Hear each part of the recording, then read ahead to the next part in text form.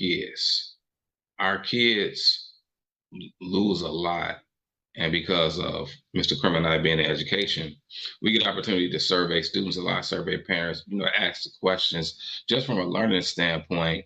And we've been surveying students specifically. And the question has been, do you do anything academically during the summer? And the resounding sound has been no. And that to us is an issue. Kerm, you jump Yeah. in and share, sir.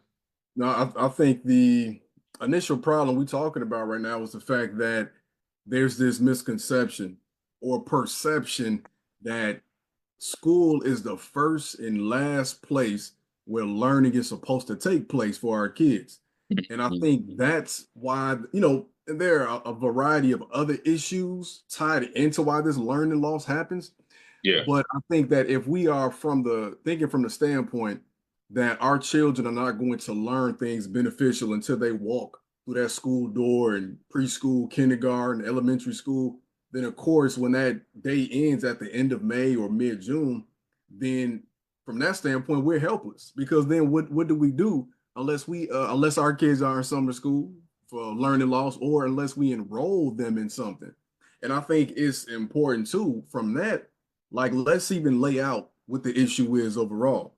So when we're talking about learning loss, there are some studies, and there's a lot of nuance in this, but there are some studies that say that Black children over the summer. Now, of course, this can depend on income level. So our folks who are in the lower income bracket are more susceptible to this. But math, you can lose upwards of almost 3 months of learning over the summer, Mhm. right? For reading, we have upwards of about 2 months over the summer. So that means like our kids, and think about for the adults watching this, let's really think about and consider what we were doing as children over the summer. Yeah. There could be a lot of time sitting around, there could be a lot of time watching TV. And I think what's more of an issue now though is now we be learning, but we probably wouldn't be learning academically. We'd be outside, running up and down the street, right? We learn in a different way. We socializing and stuff like that. But now Hmm. these kids who, for me, ain't going outside or socializing as much as we used to because of these devices, they're more susceptible to their loss because if you're sitting in front of a tablet all day or a computer all day, Hmm. or television all day, then what does that 2 months of learning loss actually look like? And that's under the assumption and perception that when these kids were even in school during the school year, that they were learning to the degree that they're capable of.